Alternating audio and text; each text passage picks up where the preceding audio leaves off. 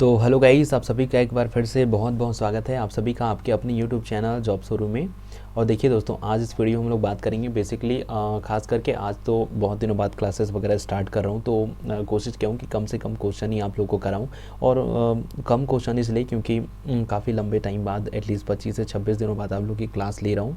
तो फिर कई रीज़न से जिनके चलते क्लासेस वगैरह नहीं हो पा रही थी, लेकिन कोई दिक्कत नहीं, अब सारी क्लासेस कंटिन्यू फिर से चलेंगी। तो अगर आप चाहे किसी भी एग्ज़ाम्स की तैयारी कर रहे हैं, अगर आप इंटरेस्टेड हैं, तो इस चैनल पे विजिट करके आप लोग सारा जो कंटेंट आपको मिलेगा फ्री ऑफ कॉस्ट आप उसका यूज़ कर सकते हैं और अपने नॉलेज को गेन कर सकते हैं। बाकी और किसी चीज़ से लेकर कोई तकलीफ़ होती है तो फिर आप कमेंट सेक्शन में कमेंट ज़रूर करिएगा। तो फिर चलिए स्टार्ट करते हैं बिना किसी टाइम इसके। तो देखिए, आज यहाँ पे अगर मैं बात करूँ बेसिकली आपको तो 25 क्वेश्चंस आपको देखने को मिलेंगे, मिक्स्ड होंगे, जिसमें बेसिकली जीके से रिलेटेड होंगे और उसमें भी यहाँ पे आपको साइंस से रिलेटेड आपको क्वेश्चंस देखने को मिलेंगे। देन हिस्ट्री हो गया और कुछ क्वेश्चन आपको करंट अफेयर से भी आपको देखने को मिल सकते हैं। इसके अलावा वेरियस टाइप्स के क्वेश्चन आपको देखने को मिलेंगे, चाहे वो साइंटिफिक नेम से रिलेटेड हो या फिर और किसी, तो वेरियस टाइप्स के आपको क्वेश्चन देखने को मिलेंगे। तो फिर चलिए बिना किसी टाइम वेस्ट के फिर वीडियो को स्टार्ट करते हैं और सारा चीज़ जानते हैं कौन कौन सा क्वेश्चन है। ओके, सो यहाँ पे आपको देखने को मिलेगा।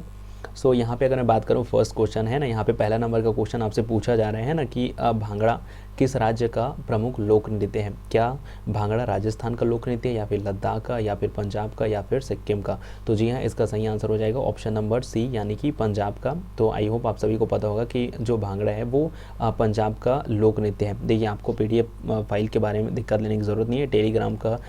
टेलीग्राम है ना, जो हमारा ऑफिशियल टेलीग्राम है चैनल का लिंक आपको वीडियो के डिस्क्रिप्शन में मिल जाएगा। तो प्लीज़ आप उसको क्लिक करके ज्वाइन कर लीजिएगा। देन वहाँ पे आप आसानी से आप टेलीग्राम को ज्वाइन करने के बाद PDF को ले सकते हैं। ठीक है, तो आई होप आप सभी को ये सारा चीज़ ऑलरेडी समझ आ चुका होगा। तो फिर चलिए अब हम बात करते हैं नेक्स्ट क्वेश्चन की ओर। ठीक है, तो आज का हमारा नेक्स्ट क्वेश्चन है, दूसरा नंबर का क्वेश्चन है कि स्वच्छ भारत मिशन है ना, स्वच्छ भारत मिशन की शुरुआत कब हुई थी।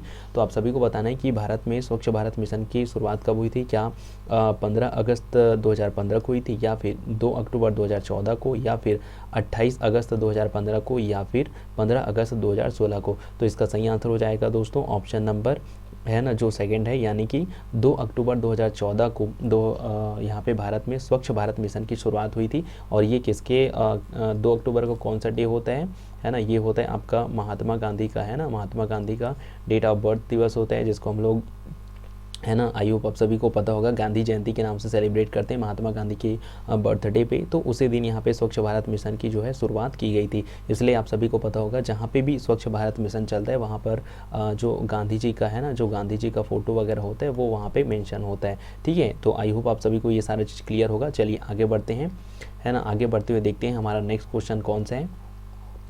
तो यहाँ पे हमारा अगला नंबर का सवाल है कि, है ना, तीसरा नंबर का सवाल है। देखिए, काफ़ी इजी है और मैं कोशिश कर रहा हूँ कि जो फर्स्ट डे है ना उसको काफ़ी ज़्यादा इजी लेवल के क्वेश्चंस लूँ, ताकि आप सभी का रुझान जो है क्लासेस पे बना रहे।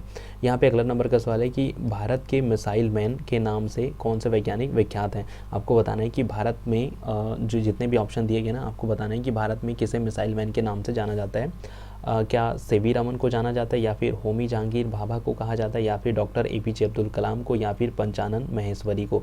तो इसका सही आंसर हो जाएगा दोस्तों, आई होप आप सब ने यहाँ तक क्लियर कर लिया होगा। तो इसका सही आंसर हो जाएगा ऑप्शन नंबर सी, यानी कि डॉक्टर APJ अब्दुल कलाम को भारत के मिसाइल मैन के नाम से जाना जाता है। ठीक है, अब चलिए अगला नंबर का सवाल देख लेते हैं।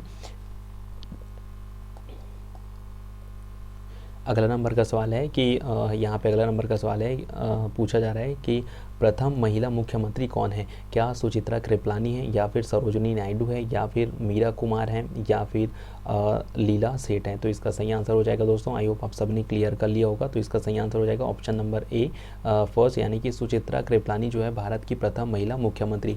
अब आपसे यहाँ पे मैं ये पूछना चाहूँगा कि आप सभी को पता चल गया कि भारत की पहली महिला मुख्यमंत्री सुचित्रा कृपलानी है। तो आपको बताना है कि सुचित्रा कृपलानी, है ना, किस स्टेट की, है ना, किस स्टेट की जो CM थी वो बनी थी। ठीक है, आपको ये बताना है कमेंट सेक्शन में कमेंट करके, जो सुचित्रा कृपलानी है वो कौन से राज्य की प्रथम महिला मुख्यमंत्री रही थी। अगला नंबर का सवाल देख लेते हैं।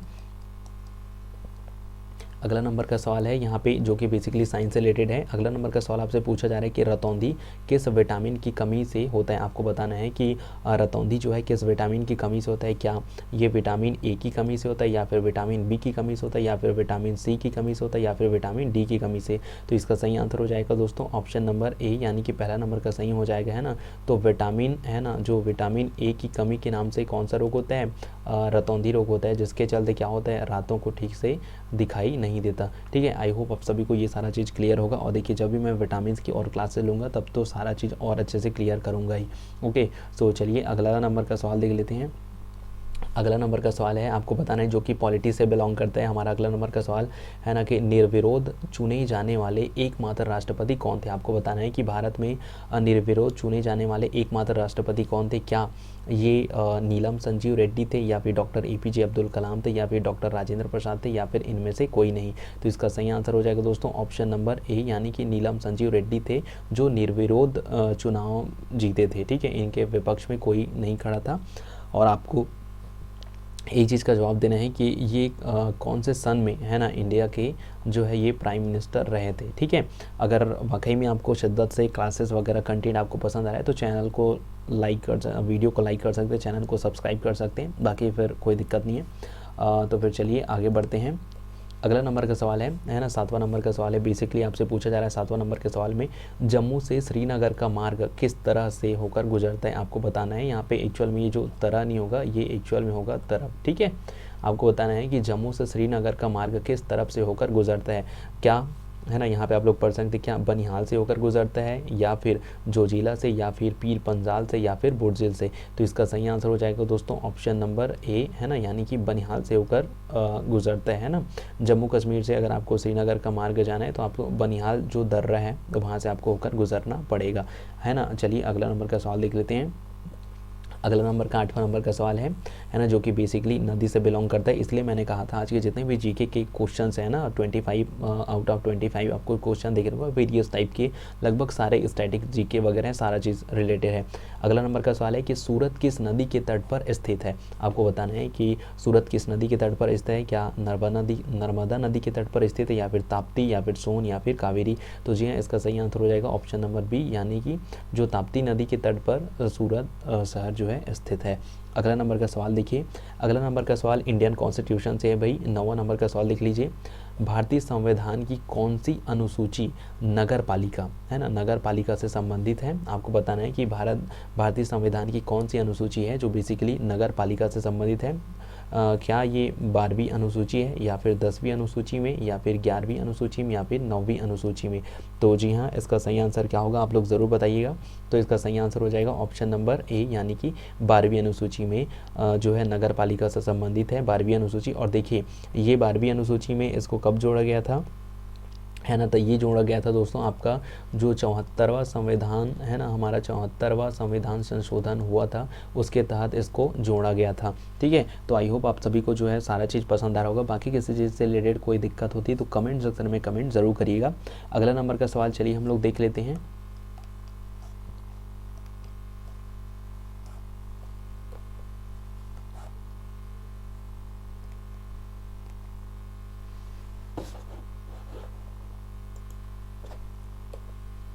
अगला नंबर का हमारा सवाल है ना, यहाँ पे 10वां नंबर का सवाल आप लोग देख सकते हैं कि बांदीपुर टाइगर रिजर्व किस राज्य में स्थित है ना। आपको बताना है कि बांदीपुर टाइगर रिजर्व भारत के किस राज्य में स्थित है। क्या ये असम में स्थित है, या फिर मध्य प्रदेश में, या फिर कर्नाटक में, या फिर राजस्थान में।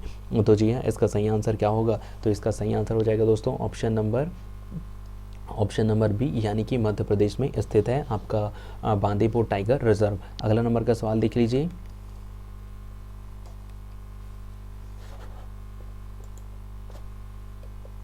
अगला नंबर का सवाल आपका बेसिकली जो कि फिजिक्स से रिलेटेड है ना, फिजिक्स से रिलेटेड है कि सोनार है ना, सोनार प्रयोग में लाया जाता है। आपको बताना है सोनार जो है किसके द्वारा प्रयोग में लाया जाता है। क्या ये डॉक्टर द्वारा प्रयोग में लाया जाता है, या फिर किसानों के द्वारा, या फिर नौ संचालकों के द्वारा, या फिर अंतरिक्ष यात्रियों द्वारा।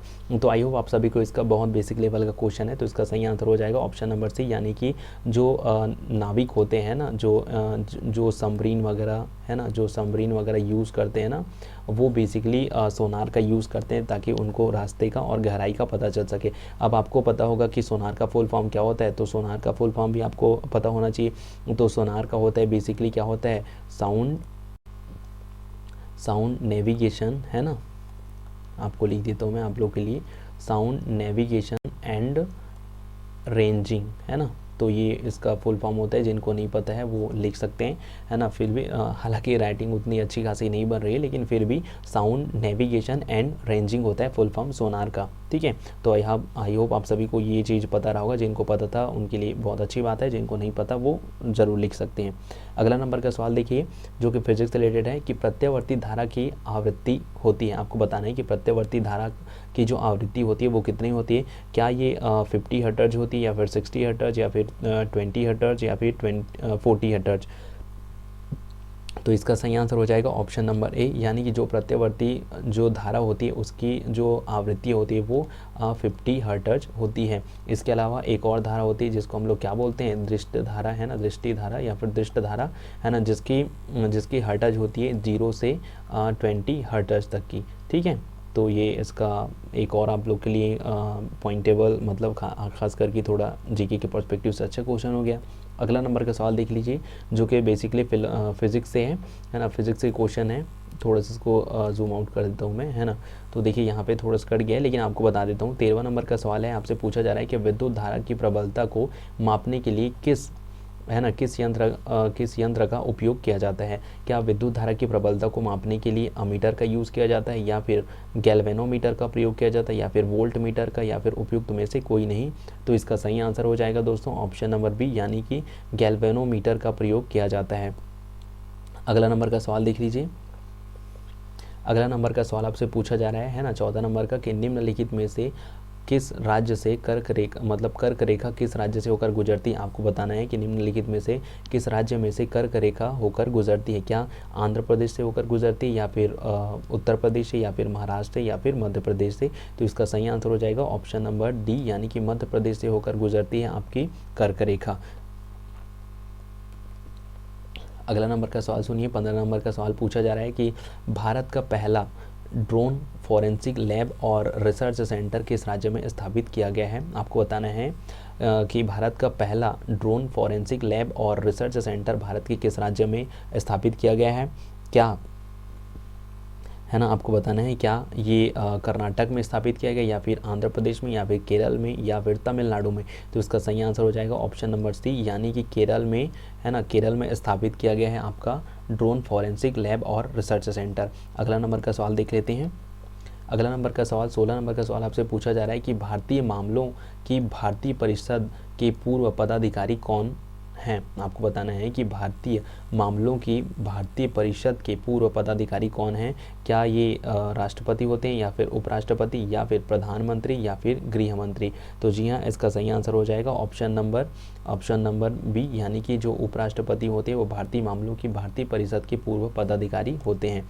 अगला नंबर का सवाल सुनिए, जो कि इंडियन कॉन्स्टिट्यूशन से बेसिकली पॉलिटी से है, कि भारत में सरकार की संसदीय प्रणाली कहाँ से ग्रहण की गई है। आपको बताना है कि भारत में जो संसदीय प्रणाली है वो किस देश से ग्रहण की गई है। क्या ये अमेरिकी संविधान से प्रेरित होकर उसको ग्रहण किया गया है, या फिर रूसी संविधान से, या फिर ब्रिटिश संविधान से, या फिर स्विस संविधान से लिया गया है। तो इसका सही आंसर हो जाएगा ऑप्शन नंबर सी, यानी कि जो ब्रिटिश कॉन्स्टिट्यूशन है ना हमारा, जो ब्रिटिश कॉन्स्टिट्यूशन से क्या लिया गया है, संसदीय प्रणाली को यहाँ पे इंडिया ने जो है अडॉप्ट किया है। अगला नंबर का सवाल देख लीजिए कि 18वां नंबर का सवाल है कि भारत के संविधान की उद्देशिका में कितनी प्रकार की न्याय की व्यवस्था की गई है। आपको बताना है कि भारत के संविधान की उद्देशिका में जो न्याय है वो कितने प्रकार की व्यवस्था की गई है। क्या 2 प्रकार की बात करती है हमारी उद्देशिका, या फिर 3 प्रकार की न्याय व्यवस्था की बात करती है, या फिर 1 प्रकार की, या फिर 4 प्रकार की। तो इसका सही आंसर हो जाएगा ऑप्शन नंबर बी, यानी कि 3 प्रकार की। अब ये 3 प्रकार कौन कौन से, ये भी मैं आपको बता देता हूँ, है ना। तो 3 प्रकार में सबसे पहला आता है आपका सामाजिक है ना, सामाजिक न्याय की बात की गई है। देन उसके बाद दूसरा आपका हो जाता है यहाँ पे आर्थिक हो गया, है ना, आर्थिक न्याय की बात की गई है। और तीसरे नंबर पे हो जाता है आपका सामाजिक, आर्थिक, और ये हो जाता है आपका राजनीतिक।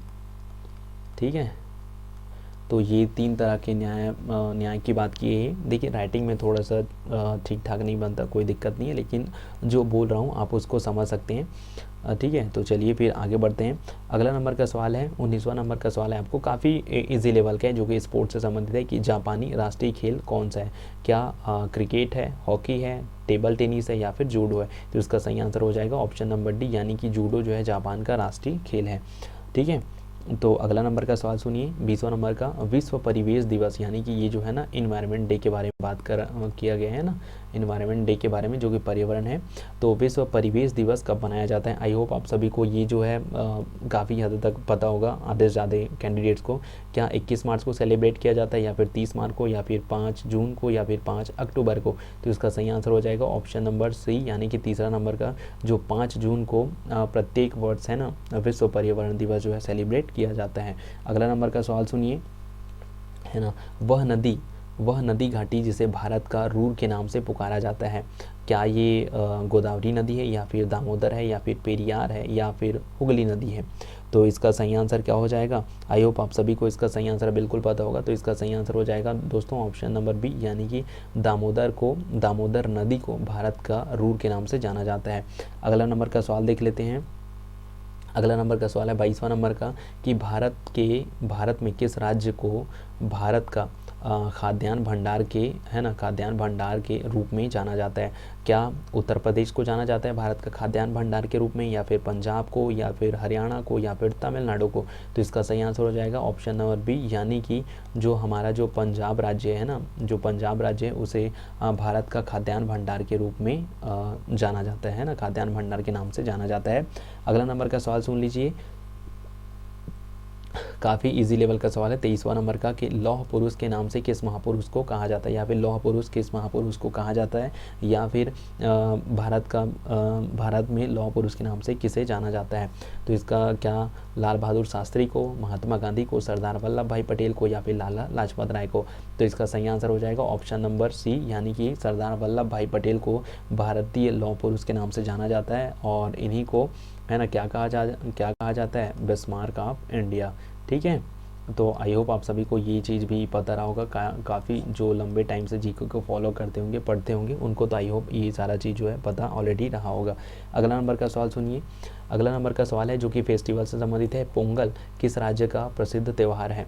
क्या पोंगल महाराष्ट्र का है, या फिर राजस्थान का, या फिर तमिलनाडु का, या फिर छत्तीसगढ़ का। तो इसका सही आंसर हो जाएगा ऑप्शन नंबर सी, यानी कि तमिलनाडु का जो एक राजकीय पर्व है पोंगल। ठीक है, तो देखिए नाम से ही पता चलता है, थोड़ा साउथ इंडियन लगता है, तो आई होप कोई भी गैस कर सकते हैं इस चीज़ को।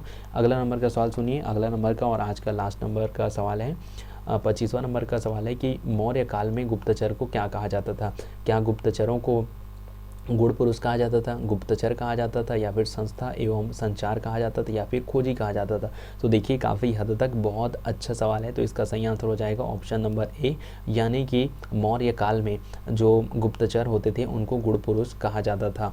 ठीक है, तो ये थे आज के जितने भी 25 क्वेश्चन। आई होप आप सभी को पसंद आए होंगे। और देखिए यार क्लास पहला था, इसलिए मैंने जितने भी क्वेश्चन थे ना उनको बहुत ईजी लेवल में लिए थे। और किसी को लगा होगा कि एकदम ज़्यादा बेसिक लेवल का है, तो देखिए मैं स्टार्टिंग में यही करना चाहता हूँ कि शायद क्वेश्चन जो है थोड़ा सरल लूँ। इसके बाद क्या है, पहले थ्योरी कराऊंगा, देन उसके बाद सारी चीज़ें और अच्छे से पढ़ाऊंगा, फिर उसके बाद एमसीक्यू कराऊंगा। जैसे वो लेसन कंप्लीट होता है, वो चैप्टर कंप्लीट होता है, उसके बाद सारा चीज़ और अच्छे से डिस्कशन करेंगे। तो देखिए अगर आपको किसी चीज़ से रिलेटेड कोई डाउट हुआ होगा तो प्लीज़ कमेंट सेक्शन में कमेंट ज़रूर करिएगा, या फिर मेरे से आंसर बताने में कोई गलती होगी तो प्लीज़ आप कमेंट सेक्शन में उस चीज़ को उसको सुधार ज़रूर कर लेना, ताकि बाकी जो और कैंडिडेट्स हैं उनको हेल्प मिल सके। तो फिर चलिए मिलते हैं नेक्स्ट वीडियो में, तब तक सबको bye bye, have a great day, जय हिंद, वंदे मातरम।